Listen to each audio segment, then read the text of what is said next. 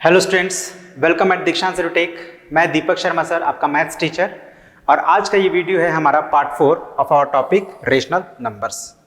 ठीक है, तो आइए देखते हैं कि हम इस पार्ट में क्या पढ़ेंगे और इसके पहले पार्ट में हमने क्या पढ़ा है, थोड़ा एक बार उसका एक रिकॉल करेंगे। तो जैसा कि आपने देखा होगा प्रीवियस पार्ट में, हम लोग अभी जो पहला टॉपिक है जिसमें हम लोग प्रॉपर्टीज ऑफ रेशनल नंबर्स के जो डिफरेंट ऑपरेशंस है, like addition, subtraction, multiplication, division को समझ रहे थे। ठीक है, तो हमने लगभग सभी प्रॉपर्टीज को समझ लिया है ना। इससे पहले हम लोग एडिशन सब्ट्रैक्शन के प्रॉपर्टीज को समझकर उससे रिलेटेड कुछ क्वेश्चंस किए थे, और आज के इस वीडियो में हम लोग जो हमने मल्टीप्लिकेशन और डिवीजन का प्रॉपर्टी समझा है पिछले पार्ट में, उसी से रिलेटेड कुछ क्वेश्चंस को करेंगे। एक बार क्विकली मैं आप लोगों को जो प्रॉपर्टीज हैं ऑफ मल्टीप्लिकेशन एंड डिवीजन उसको रिकॉल करके फिर हम लोग क्वेश्चंस करेंगे, राइट। तो आपको याद होगा, अगर आपने देखा होगा थर्ड पार्ट, तो हम लोग पढ़े थे मल्टीप्लिकेशन का जो प्रॉपर्टीज था उसमें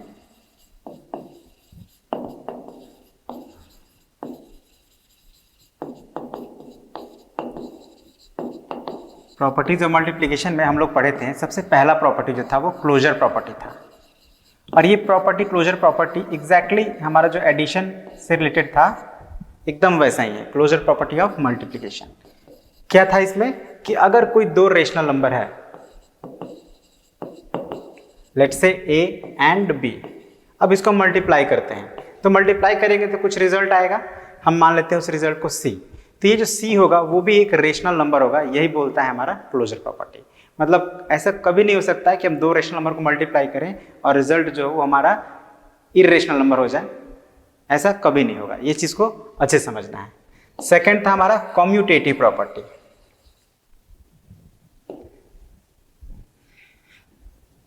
कम्यूटेटिव प्रॉपर्टी अभी हम तो शॉर्ट में लिख रहे हैं, डिटेल में हम लोग तो पढ़े ही ऑलरेडी।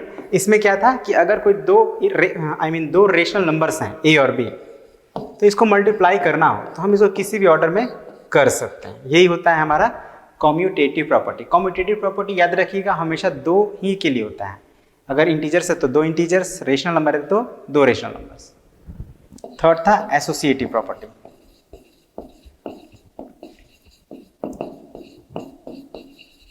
और एसोसिएटिव प्रॉपर्टी, अगर हमारे पास दो से ज्यादा नंबर्स हैं, है ना, लेट से 3 या 4, तो उस सिचुएशन में हम लोग एसोसिएटिव प्रॉपर्टी के अकॉर्डिंग उन रेशनल नंबर्स को मल्टीप्लाई करेंगे। जैसे सपोज करिए ए, बी और सी, 3 रेशनल नंबर्स है, तीनों को मल्टीप्लाई करना है। तो हम कैसे कर सकते हैं? 2 तरह से कर सकते हैं, 3 तरह से भी कर सकते हैं।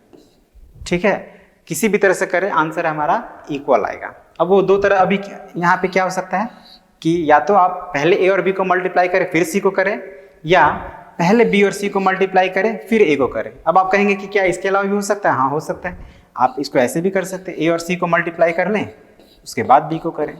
तो तीनों ही सिचुएशन में आंसर जो आएंगे इक्वल आएंगे। इसकी चर्चा हम लोग नहीं किए थे, मगर ये भी हमें समझना है, ठीक है ना। मेरा मन किया हम ए और सी पहला और आखिरी को पहले मल्टीप्लाई कर लिए, फिर बीच वाले को मल्टीप्लाई किए, रिजल्ट जो होगा वो सेम होगा। उसके बाद हम लोग जाने थे मल्टीप्लिकेटिव आइडेंटिटी के बारे में। मल्टीप्लिकेटिव आइडेंटिटी,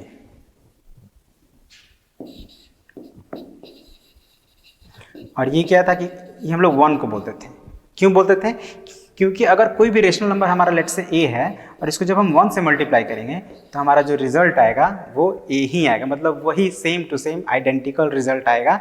इसीलिए हम लोग 1 को मल्टीप्लिकेटिव आइडेंटिटी कहते हैं। याद होगा आपको एडिटिव आइडेंटिटी जब पढ़ाया गया था तो बताया गया था कि जब हम किसी नंबर में 0 को प्लस करते हैं तो रिजल्ट हमारा आइडेंटिकल आता है, इसीलिए 0 को हम लोग एडिटिव आइडेंटिटी कहते थे। लेकिन यहाँ पे क्या है कि हम लोग को मल्टीप्लाई करना है, तो कब हम किसी नंबर को मल्टीप्लाई करेंगे तो रिजल्ट आइडेंटिकल आएगा? जब वो नंबर 1 होगा, जो रेशनल नंबर 1 होगा।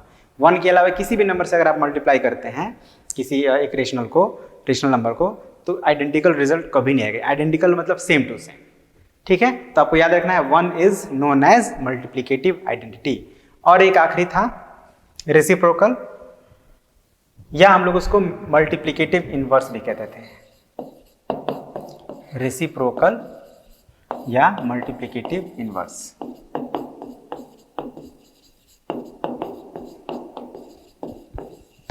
ठीक है, इसमें क्या था कि अगर कोई हमारा रेशनल नंबर p/q के फॉर्म में है, P बाई क्यू के फॉर्म में है, तो इसका multiplicative inverse Q by P हो जाएगा, ठीक है ना।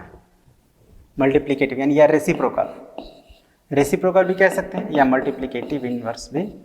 Reciprocal of P by Q क्या होगा, Q बाई P। और इसका ये भी बात ध्यान रखिए, अगर कोई हमारा फ्रैक्शन है, नॉट फ्रैक्शन, रेशनल नंबर, हम लोग रेशनल नंबर की बात कर रहे हैं क्योंकि फ्रैक्शन ऑलरेडी रेशनल नंबर के अंदर इंक्लूडेड है, उसको हम लोग उसके मल्टीप्लिकेटिव इन्वर्स जब मल्टीप्लाई करते हैं तो रिजल्ट हमारा हमेशा 1 आएगा। ये बात आपको याद रखना है। जैसे हम लोग एडिटिव इन्वर्स में क्या हम लोग करते थे, जब किसी नंबर और उसके एडिटिव इन्वर्स को प्लस करते थे तो रिजल्ट 0 आता था। यहाँ पे जब किसी नंबर और उसके रेसिप्रोकल, जब किसी रेशनल नंबर या और उसके रेसिप्रोकल को मल्टीप्लाई करते हैं तो हमारा जो आंसर आएगा वो एक मल्टीप्लिकेटिव आइडेंटिटी यानी 1 होगा, ठीक है। तो इन 5 बातों को आपको हमेशा याद रखना है मल्टीप्लिकेशन से रिलेटेड, है ना, मल्टीप्लिकेशन ऑफ रेशनल नंबर से रिलेटेड। और अगर हम बात करें डिवीजन की, तो इनमें कोई भी प्रॉपर्टी डिवीजन में एप्लीकेबल नहीं है। मतलब ये ना डिवीजन पर एप्लीकेबल है क्लोजर प्रॉपर्टी, ना कम्यूटेटिव प्रॉपर्टी डिवीजन पर एप्लीकेबल है, ना एसोसिएटिव प्रॉपर्टी, ना मल्टीप्लिकेटिव, मतलब कोई भी प्रॉपर्टी जो हमने अभी पढ़ा मल्टीप्लिकेशन से रिलेटेड, उनमें से कोई भी डिवीजन पर एप्लीकेबल नहीं होता है, ठीक है ना। मतलब ये कि अगर हम 2 रेशनल नंबर को डिवाइड करें तो हो सकता है कि उसका रिजल्ट रेशनल नंबर आए, या ये भी हो सकता है कि रेशनल नंबर ना आए, है ना। उसी तरह से ऑर्डर बदल देंगे तो रिजल्ट चेंज हो जाएगा। यहाँ भी अगर आप प्रायोरिटी बदल देंगे तो रिजल्ट चेंज हो जाएगा। यहाँ पे तो कुछ होता ही नहीं इस तरह का, ठीक है। तो ये याद रखना है कि जो भी प्रॉपर्टीज है मल्टीप्लिकेशन के लिए, डिवीजन के लिए इस तरह का कोई प्रॉपर्टी नहीं है। अब हम लोग क्वेश्चन बनाएंगे, इसको देख सकते हैं आप। हमें यहाँ पे क्या करना है, आइडेंटिफाई करना है किसको, तो प्रॉपर्टीज को। कौन से प्रॉपर्टीज को, तो जो हमने पढ़ा है यहाँ पे मल्टीप्लाई का साइन है, आप देख सकते हैं। तो मल्टीप्लाई से रिलेटेड जो भी प्रॉपर्टीज हैं उसी के बेस पे आपको आंसर करना है, देख सकते हैं मल्टीप्लाई है। तो अगर आप ध्यान से दें तो ये एक रेशनल नंबर है, ये भी एक रेशनल नंबर, चारों रेशनल नंबर हैं। यहाँ पे अगर हम इसको a मान लें तो ये a हो गया और ये b हो गया, इसको b मान लेते हैं, तो यहाँ पे b इंटू a है। और ऐसा कब होता है, 2 रेशनल नंबर, वैसे भी 2 रेशनल नंबर की बात करें तो मल्टीप्लिकेशन में कौन सा प्रॉपर्टी उसको सेटिस्फाई करेगा, तो commutative property,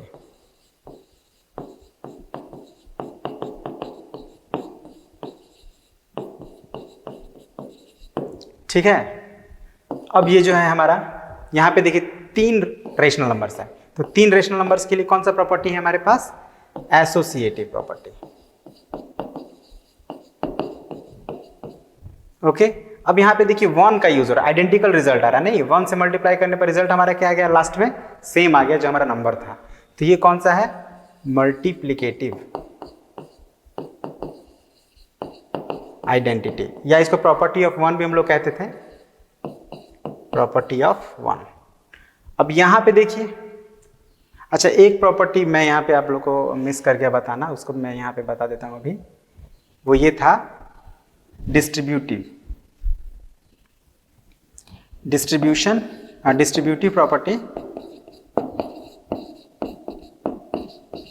property of multiplication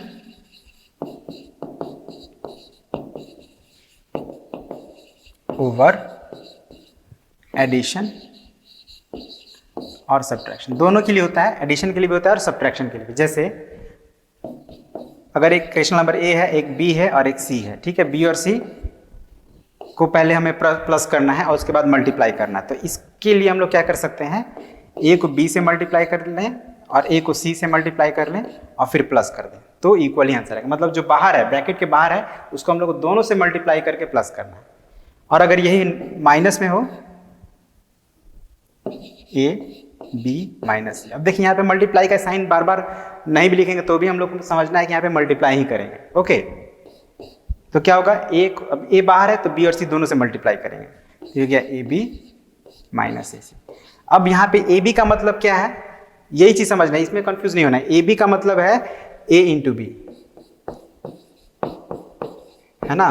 मतलब हम लोग थोड़ा अब हम लोग क्या करेंगे कि थोड़ा शॉर्टर मेथड अब यूज करेंगे। हर बार हम लोग ये मल्टीप्लाई का साइन नहीं देंगे, इसको ध्यान रखना। अभी मैं लिख दे रहा हूँ, फर्स्ट टाइम है, बट आप अगर ए बी लिखा हो तो आप समझेंगे a मल्टीप्लाइड बाई बी। तो यही है हमारा डिस्ट्रीब्यूटिव प्रॉपर्टी। अगर दो रेशनल नंबर ब्रैकेट के अंदर हो, प्लस में भी हो सकते हैं माइनस में भी हो सकते हैं, तो जो रेशनल नंबर बाहर होगा उससे हमको दोनों में मल्टीप्लाई करना है। ठीक है, अगर प्लस है तो प्लस करेंगे फिर मल्टीप्लाई करके, और माइनस है तो माइनस करेंगे। यही जो प्रॉपर्टी है इसी को हम लोग डिस्ट्रीब्यूटिव प्रॉपर्टी ऑफ मल्टीप्लिकेशन कहते हैं, ओवर एडिशन और सब्ट्रैक्शन। प्लस है तो ओवर एडिशन, माइनस है तो ओवर सब्ट्रैक्शन। अब हम लोग इसको देखते हैं। यहाँ पे देखिए ये रेशनल नंबर हमारा समझ लीजिए a है, इंटू ये हो गया b, आई हो गया माइनस c। तो क्या हो रहा है यहाँ पे देखिए तो a इंटू बी हो रहा है माइनस a इंटू सी। तो ये कौन सा प्रॉपर्टी हो रहा है? Distributive property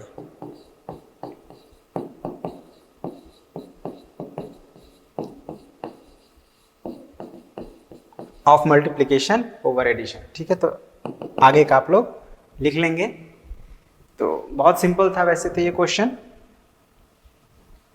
next question, for each of the following verify the closure property and communicative. Okay, it is commutative, कम्यूटीए। चलिए स्पेलिंग को करेक्ट कर लेते हैं, कम्यूटेटिव।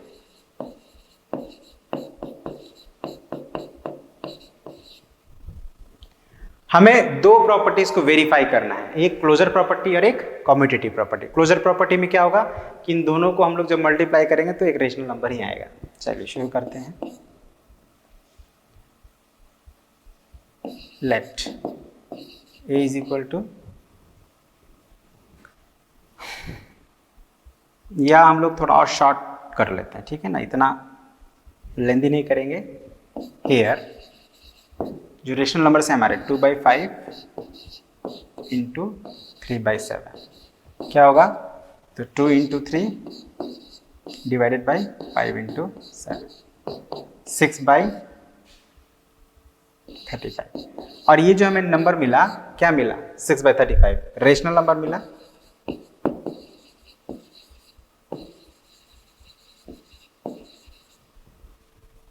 है ना, मतलब यहाँ ये कौन सा प्रॉपर्टी हम लोग वेरीफाई किए? Closure property.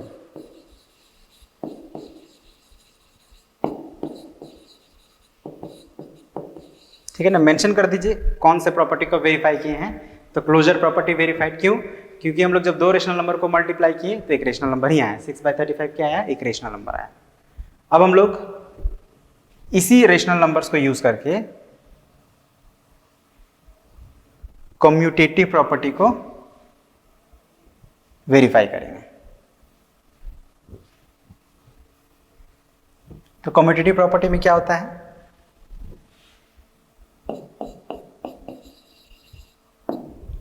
दो रेशनल नंबर्स को हम लोग ऑर्डर चेंज करके मल्टीप्लाई करेंगे, है ना। एक बार हम लोग क्या करेंगे, 2/5 मल्टीप्लाइड बाई 3/7 क्या हो जाएगा? 2 इंटू 3 5 इंटू 7 6/35। अब हम लोग इसका ऑर्डर चेंज कर देते हैं।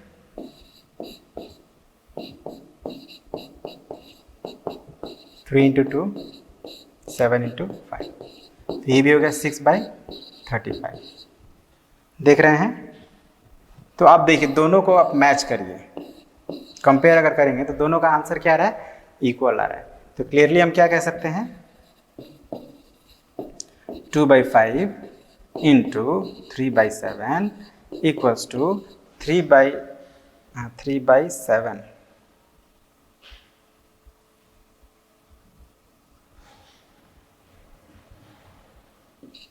To by 5 into 3/7 equals to 3/7 into 2/5। ये कौन सा प्रॉपर्टी हुआ है? Commutative property verified.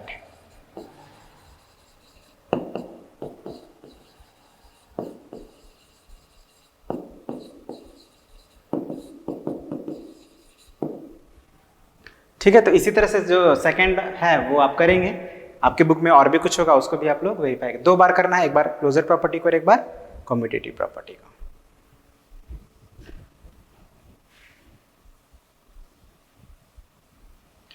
Next, verify the property, just a minute।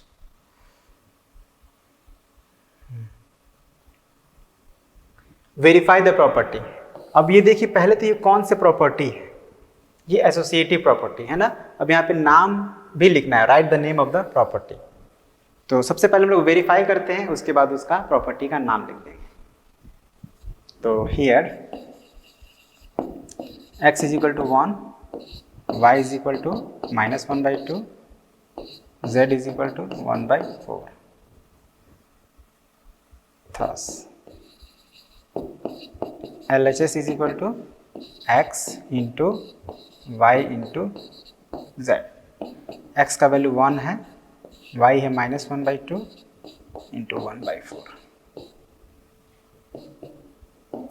तो 1 मल्टीप्लाइड बाई, अब देखिए यहाँ पे हम लोग सीधे मल्टीप्लाई करें, -1 इंटू +1 -1 हो जाएगा, और 2 4 ज़ा 8। और आप जानते हैं कि 1 इज अ मल्टीप्लिकेटिव आइडेंटिटी, तो 1 से मल्टीप्लाई करेंगे -1/8 में, तो -1/8 ही आंसर आएगा। अब हम लोग यहाँ पे राइट हैंड साइड को प्रूव करते हैं, वेरीफाई करते हैं, आई मीन। तो इसमें बेसिकली हमें क्या करना है, इस बार x और y को पहले मल्टीप्लाई कर देना है।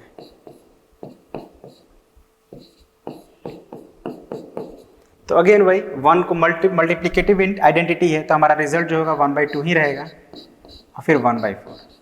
अब आप न्यूमरेटर को न्यूमरेटर से मल्टीप्लाई करेंगे तो -1 होगा, और 2 4 ज़ा 8। बस हो गया वेरीफाइड।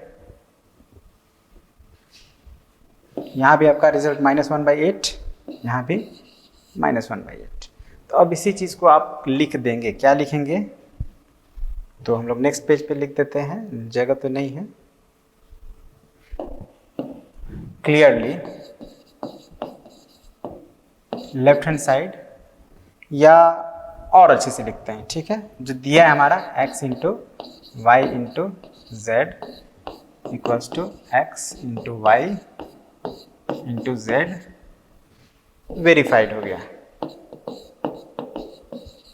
अब नीचे लिख देते हैं प्रॉपर्टी का नाम, दिस इज एसोसिएटिव प्रॉपर्टी।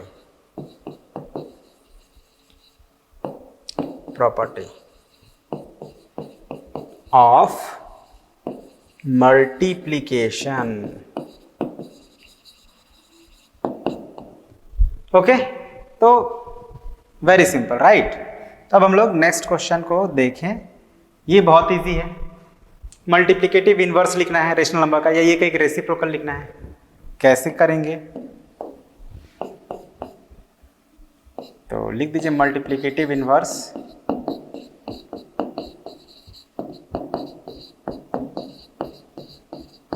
ये लिखना है, ठीक है ना, ये लिखना है तब आंसर लिखना है। 2/7 इज इक्वल टू क्या हो जाएगा, तो मल्टीप्लिकेटिव इनवर्स में क्या हो जाता है, न्यूमरेटर का डिनोमिनेटर, डिनोमिनेटर का न्यूमरेटर हो जाता है, तो 7/2 हो जाएगा आंसर। इसी तरह यहाँ पे आप क्या करेंगे, लिखेंगे multiplicative inverse of -3/4 is equal to 4/-3। अब आप माइनस यहाँ पे नहीं लगाएंगे, ऊपर ही लिख देंगे, ठीक है ना, क्योंकि स्टैंडर्ड फॉर्म में रेशनल नंबर को डिनोमिनेटर को हमेशा पॉजिटिव ही रखना चाहिए, ठीक है। इस तरह से ये क्या हो जाएगा, ये -11/8, ठीक है, ये तो ऑलरेडी डिनोमिनेटर पॉजिटिव है। Next question, multiply 4/13 with its multiplicative inverse. तो गिवन रेशनल नंबर या गिवन, चलिए अभी रेशनल नंबर की बात कर रहे हैं तो रेशनल नंबर लिख देते हैं, इज इक्वल टू 4/13।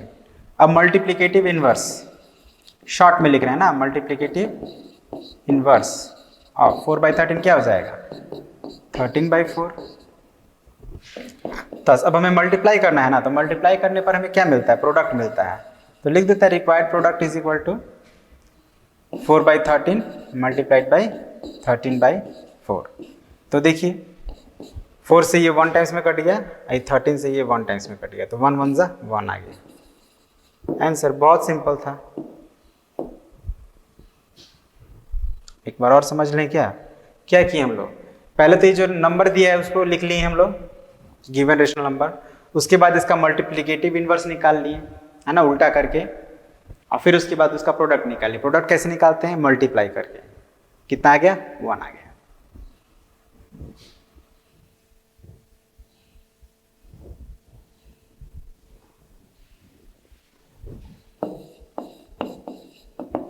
ओके, तो यहाँ हमें ऐड करना है, ठीक है, मल्टीप्लिकेटिव इनवर्स से, ठीक है ना। वहां पे हमने क्या किया था, मल्टीप्लाई किया था, यहाँ पे ऐड करेंगे।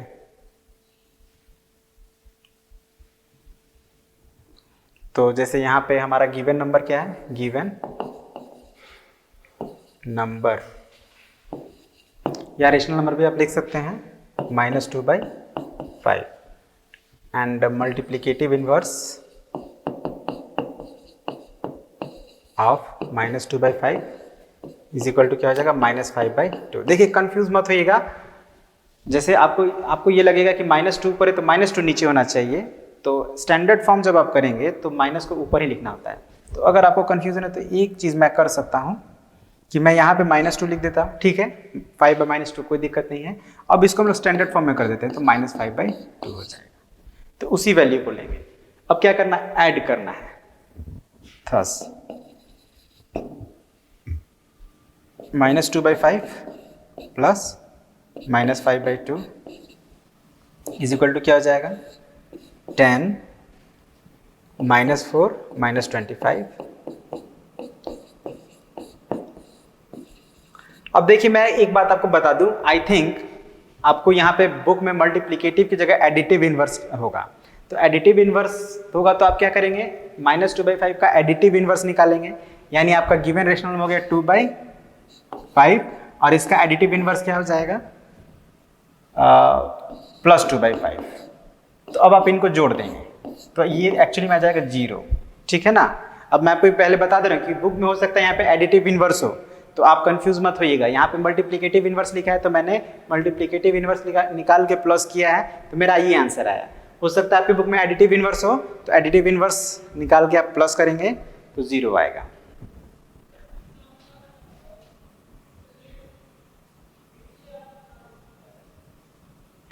ओके, देखिए यहाँ पे है एडिटिव इनवर्स निकालना है, उसके बाद प्लस करना है, तो इसको आप खुद करिए, ठीक है। ऐड करना आपको आता ही है, एडिटिव इनवर्स निकालना आपको आता ही है, तो और मल्टीप्लाई करना आता ही, तो ये आप खुद करें। हाँ, अब यहाँ पे भी एक प्रॉपर्टी को वेरीफाई करना है। अब ये कौन सा प्रॉपर्टी है, डिस्ट्रीब्यूटिव प्रॉपर्टी है ना। तो अभी हमें यहाँ पे नेम मेंशन नहीं करना है, जो लिखा है सिंपली उसी को वेरीफाई करें, मतलब दोनों साइड को सॉल्व करेंगे, अगर इक्वल आता है it means it is verified. तो पहला साइड है हमारा left hand side. Left hand side क्या है, x multiplied by y plus Z. x की वैल्यू 3/2, y की वैल्यू 1/4, 3/4 प्लस करेंगे तो 4 LCM 1 + 3 मतलब 3/2 मल्टीप्लाइड बाई 4/4। अब आप ध्यान दें तो ये 4/4 क्या वैल्यू है, 1 होगी 4/4 की वैल्यू, और ये जो है मल्टीप्लिकेटिव आइडेंटिटी है, तो 1 से मल्टीप्लाई करेंगे तो हमारा आंसर क्या आएगा, 3/2 ही आएगा। मतलब हमारा क्या आंसर आ गया, 3/2। जब हमने किसको सॉल्व किया तो लेफ्ट हैंड साइड। अब राइट हैंड साइड को हम लोग यहाँ पे सॉल्व करते हैं। राइट हैंड साइड मतलब ये वाला, ये हमारा राइट हैंड साइड है, ध्यान दीजिएगा, और ये लेफ्ट हैंड साइड है। अब इसमें क्या है, x into y plus x into z. X का वैल्यू कितना है, 3/2 रखिए, पहले वैल्यू रखते हैं 3/2 मल्टीप्लाइड बाई वाई की वैल्यू कितनी है 1/4 प्लस, कलर चेंज कर लेते हैं, आई थिंक थोड़ा दिखने में प्रॉब्लम होगा, तो कलर चेंज कर लेते हैं। तो 3/2 multiplied by 1/4 plus 3/2 multiplied by 3/4। Okay, अब मल्टीप्लाई करेंगे तो न्यूमरेटर का न्यूमरेटर में मतलब 3/8 प्लस 3 3 जा 9/8 9/8। अब एलसीएम लेंगे तो 8 आएगा और 3 + 8 9, कितना हो जाएगा 12/8। अब इसको जब आप रिड्यूस करेंगे टू इट्स लोएस्ट टर्म्स, तो 4 से देखिए दोनों कट रहा है ना, दोनों ही 4 से कट रहा है, ये कटेगा 3 टाइम्स में और ये कटेगा 2 टाइम्स में, तो क्या आ गया हमारा 3/2 आ गया। तो आप फिर देखिए यहाँ पे हमारा क्या रिजल्ट आ गया, दोनों इक्वल आ गए। तो आप कह सकते हैं clearly LHS equal to RHS, बस वेरीफाइड। अभी वेरीफाइड लिखेंगे, क्यों? क्योंकि हमने वेरीफाई किया है। वेरीफाई करने का मतलब हमें बस चेक करना है कि क्या दोनों ही सिचुएशन में रिजल्ट सेम आ रहा है, बस सेम आ रहा है, इट मीन्स वेरीफाइड। ओके, तो ये भी हमारा हो गया। अब है हमारा नेक्स्ट क्वेश्चन नंबर 9। यहाँ पे हमें क्या करना है, यूजिंग सुटेबल प्रॉपर्टी, मतलब हम लोग 5 प्रॉपर्टी पढ़े मल्टीप्लिकेशन में, उनका यूज करके, उनमें से किसी एक को यूज करके हमें इवेल्युएट करना है, मतलब इसको सॉल्व करना है। तो देखिए यहाँ पे 4 रेशनल नंबर्स है, राइट? कितने रेशनल नंबर्स हैं? 4, 1 2 3 4। अब 4 रेशनल नंबर के लिए जब तीनों ये चारों मल्टीप्लिकेशन में है, तो उसके लिए सबसे सुटेबल जो हमारा प्रॉपर्टी है वो है एसोसिएटिव प्रॉपर्टी। और एसोसिएटिव प्रॉपर्टी क्या बताता है कि हम किसी भी 2 रेशनल नंबर को पहले मल्टीप्लाई कर सकते हैं, दैट्स इट। तो अब आपको क्या करना है, जो आपको सुविधा लगे, जिसको आप आसानी से मल्टीप्लाई कर सकते हैं, उनको आप एक साथ रख लेंगे। जैसे मुझे लगता है ये नंबर फर्स्ट और लास्ट को पहले सॉल्व करना चाहिए, मतलब मल्टीप्लाई करना चाहिए। अब पहले किए तो थोड़ा ब्रैकेट यूज कर लें ताकि पता चल जाए। अब क्यों किए मैं आपको ये भी बता देता हूं, क्योंकि देखिए यहाँ पे -3 और -3 क्या हो जाएगा, कैंसिल हो जाएगा। ठीक है, ये -3 ये -3 से कैंसिल हो जाएगा। और यहाँ पे आप इसको 2 टाइम्स से भी कटा सकते हैं, 2 से 2 टाइम्स में और ये 7 टाइम्स में। और यहाँ पे देखिए ये 5 और ये 10 2 टाइम्स में कैंसिल हो जाएगा। और ये 9 3 से 3 टाइम्स में और ये 7 टाइम्स में। ठीक है, थोड़ा सिंपल हो गया इसको कटाना। अब हम लोग क्या करेंगे, तो ऊपर यहाँ पे कुछ नहीं तो 1 है, 1 2 ज़ा 2, यहाँ पे भी नीचे कुछ नहीं, 7 है केवल, एंड मल्टीप्लाइड बाई, ऊपर 7 है और नीचे 3 2 है, तो 3 2 ज़ा 6। अब अगेन ये जो 7 है हमारा, 7 से 7 कैंसिल हो गया, और ये 2 से 1 टाइम्स में और ये 3 टाइम्स में, मतलब बचा क्या है हमारा 1/3। So this is our answer. अब आप अगर सीधे सीधे भी करते तो भी कोई दिक्कत नहीं था, लेकिन अकॉर्डिंग टू क्वेश्चन हमें सुटेबल प्रॉपर्टी को यूज करके करना था। ठीक है, next, use the distributivity of multiplication of rational numbers over addition to simplify. अच्छा, यहाँ पे हमें क्या करना है, अकॉर्डिंग टू बॉडमास का रूल, पहले हमें प्लस करना था फिर मल्टीप्लाई करना था, लेकिन नहीं करना है क्योंकि हमें यहाँ पे डिस्ट्रीब्यूटिविटी प्रॉपर्टी को यूज करना है। तो वो प्रॉपर्टी क्या होता है, मैं यहाँ पे लिख दूं, क्या होता है हमारा AB + C is equal to AB + AC। तो इसी को यूज करना है। तो यहाँ पे A की प्लेस पे -5/4 है, B की जगह पे 8/5 है, प्लस फिर -5/4 16/15। थोड़ा हम लोग इसको कटा लें तो ये देखिए 4 1 ज़ा 4, 4 2 ज़ा 8, ये 5 5 कैंसिल 1 1 टाइम्स में, 4 1 ज़ा 4, 4 4 ज़ा 16, 5 1 ज़ा 5, 5 3 ज़ा 15। क्या हो गया हमारा ऊपर 1 2 ज़ा 2/1। अब ये देखिए निगेटिव है तो निगेटिव ही रहेगा, ठीक है ना, -2 हो गया, प्लस अब यहाँ पे भी माइनस है, 1 4 ज़ा 4, ये 1 3 ज़ा 3। अब इसको हम लोग जब प्लस करेंगे तो 1 3 का एलसीएम 3 हो जाएगा, और -6 प्लस -4। अब दोनों नेगेटिव इंटीजर का sum -10/3। So what is our answer, -10/3। This is the answer, -10/3। ध्यान दीजिएगा।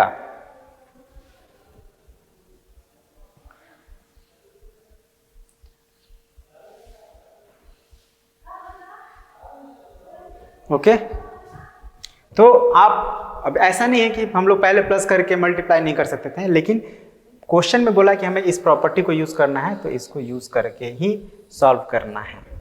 ठीक है,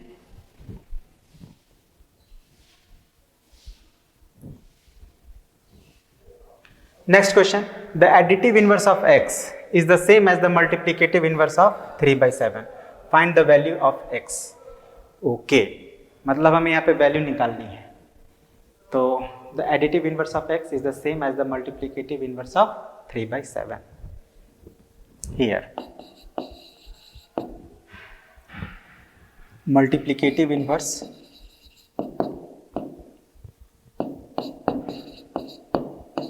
अब 3/7 क्या हो जाएगा? 7/3. ये होता है ना, उल्टा हो जाता है मल्टीप्लिकेटिव इनवर्स में. और एडिटिव इनवर्स ऑफ x क्या होगा?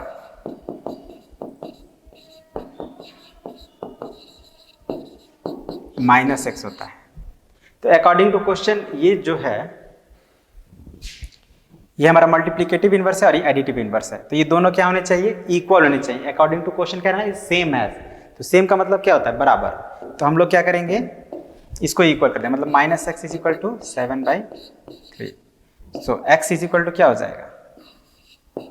-7/3. अब ध्यान दीजिएगा, ये जो माइनस है, अगर इसको हम लोग माइनस हटाएंगे तो यहाँ पे माइनस चला जाएगा. ये हम लोग इक्वेशन में और अच्छे सीखेंगे, फिलहाल आप इतना ध्यान रखिए. तो हमारा x का वैल्यू निकालना था, जो निकल गया है -7/3. ठीक है, बहुत सिंपल सा क्वेश्चन था. अब एक लास्ट क्वेश्चन जो है हमारा असर्शन रीजन बेस्ड क्वेश्चन. तो आई होप क्लास 8 में मैथ्स का ये पहला असर्शन रीजन बेस्ड क्वेश्चन है. तो ये है क्या, पहले एक बार हम लोग समझ लेते हैं. असर्शन रीजन बेस्ड में दो स्टेटमेंट होंगे. एक स्टेटमेंट होगा असर्शन और दूसरा स्टेटमेंट होगा रीजन. जैसे आप यहाँ पे देख सकते हैं, ये एक स्टेटमेंट है और ये भी एक स्टेटमेंट है. तो मैथमेटिक्स में एक्सप्रेशन ही स्टेटमेंट्स कहलाते हैं. ठीक है, ये एक मैथमेटिकल एक्सप्रेशन है, ये भी एक मैथमेटिकल एक्सप्रेशन है. तो इसको हम लोग स्टेटमेंट भी बोल सकते हैं नॉर्मल इंग्लिश में. तो ये असर्शन और रीजन दोनों स्टेटमेंट्स होंगे. अब इन स्टेटमेंट्स से रिलेटेड 4 या 5 पॉसिबिलिटीज होगी. उसी पॉसिबिलिटीज के अकॉर्डिंग हमें इसमें आंसर देना है. अब कब हमारा पॉसिबिलिटी ए को मैच करेगा, कब बी को मैच करेगा, कब सी को, तो हम लोग पढ़ने से समझ में आएगा. ठीक है ना. कह रहा है कि अगर असर्शन ए और रीजन आर करेक्ट स्टेटमेंट है, दोनों ही सही बातें लिखी हुई हैं, और कंडीशन क्या है कि reason R is the correct explanation of assertion A. मतलब जो रीजन का मतलब क्या होता है? कारण. मान लीजिए कोई बोलता है कि ये 0 के बराबर है, तो क्यों 0 के बराबर है? उसका कारण होना चाहिए ना. तो कारण अगर ये दे रहा है वो, तो कारण जो वो दिया, जो कारण बताया, अगर वो उसका सही एक्सप्लेनेशन है, तो हम कहेंगे कि हमारा ऑप्शन ए होगा उसका आंसर. लेकिन मान लीजिए दोनों अपने जगह पे दोनों सही है, स्टेटमेंट सही है, लेकिन जो कारण वो बता रहा है, जो रीजन दे रहा है, वो इस असर्शन से एक्सप्लेन नहीं कर पा रहा है उसको. तो उस सिचुएशन में हम लोग बी को अपना करेक्ट आंसर मानेंगे. ठीक है. अब क्या है कि असर्शन ए तो करेक्ट स्टेटमेंट है, लेकिन रीजन आर गलत स्टेटमेंट है. रीजन मतलब जो स्टेटमेंट ही गलत है. जैसे आप कोई कह दिया कि 1 kilometre is equal to 100 centimetre होता है, तो ये होता है? नहीं होता है. तो इसलिए ये क्या हो गया? रॉन्ग स्टेटमेंट हो गया. वही अगर बोला जाए 1 kilometre is equal to 1000 metre, तो ये करेक्ट स्टेटमेंट हो गया, है ना. चलिए, एक स्टेटमेंट है 5 kilometre is equal to 5000 metre. क्या ये करेक्ट स्टेटमेंट है? इसको हम असर्शन मानते हैं, इसको रीजन मानते हैं. इस एग्जांपल से आप समझ सकते हैं.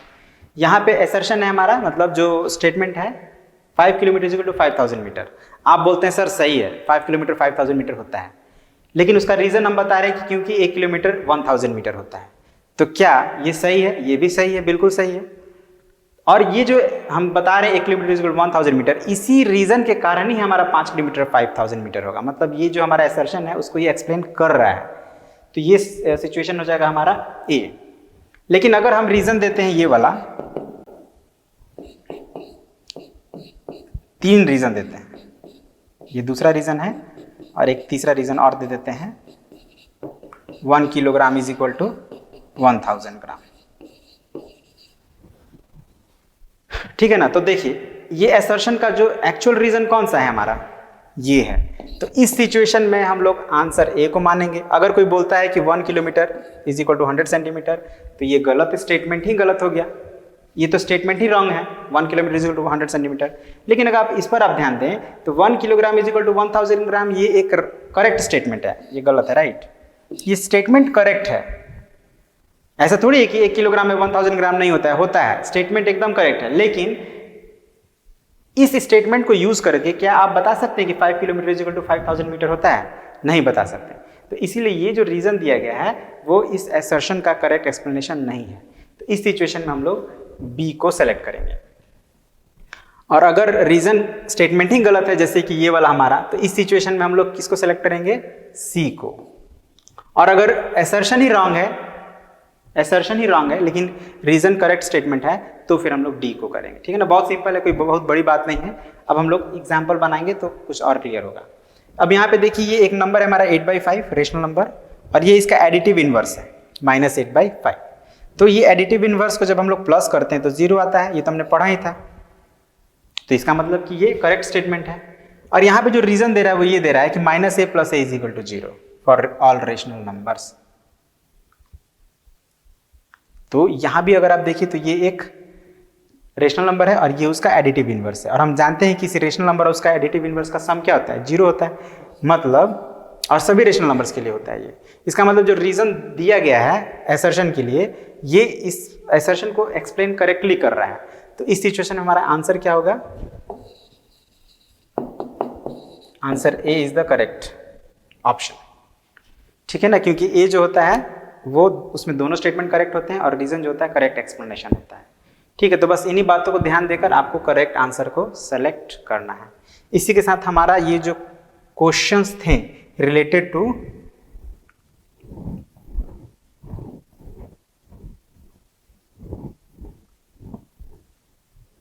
तो ये हमारा जो पहला सब टॉपिक है, इससे रिलेटेड जो भी क्वेश्चंस थे प्रॉपर्टीज हमने सब लगभग क्लियर कर लिया है।